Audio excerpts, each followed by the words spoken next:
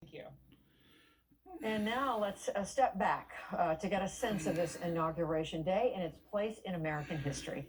Joining us, a renowned documentary filmmaker familiar to everyone who watches PBS, Ken Burns, and Harvard historian Annette Gordon-Reed. It's so good to see both of you. Thank you for being here. Ken Burns, I do want to start with you. You've spent a lot of time looking at American history, and I know you listen closely and you watch closely what happened today. What parallels are you drawing, or does this day stand alone?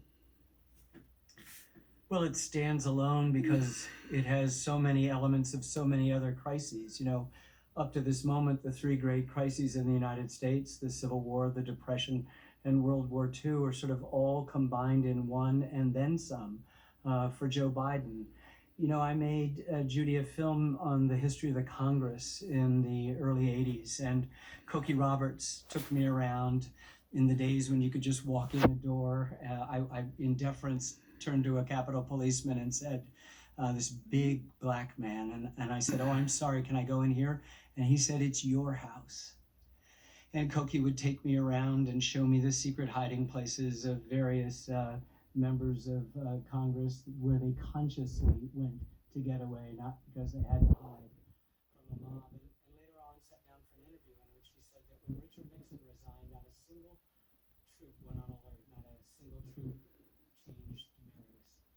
And I thought going into today that the 25,000 National Guardsmen ringing the Capitol would in some ways affect the day, and it didn't.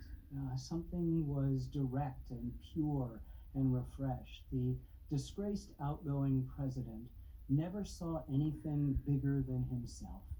And here we have a man, Joe Biden, who has assumed the presidency, who sees other people as equals. He understands there's no communication except among equals, and he recognizes things that are bigger than himself. His God and his Savior, but also this country and its institutions and its values. So something remarkable happened today, that as this man faces the greatest existential threat in the history of the United States, it came with a kind of calm. He knew what was ahead of him. You know, we have three viruses, I would suggest, in all due respects to Yamiche. Not just the virus of COVID that is a year old, not just the 402-year-old virus of white supremacy and racial injustice, but we have the age-old human virus of lying and paranoia and misinformation and deceit and conspiracies.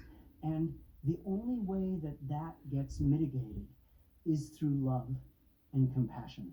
And Joe Biden embodied those today. In fact, the whole ceremony had that from the very, very beginning to the very, very end, including that young, remarkable woman, Amanda Gorman, who read that amazing poem.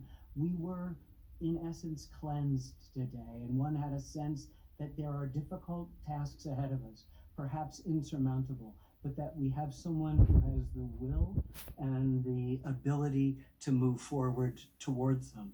And I think he enlisted lots of Americans on both sides of the aisle in a kind of common purpose, unum.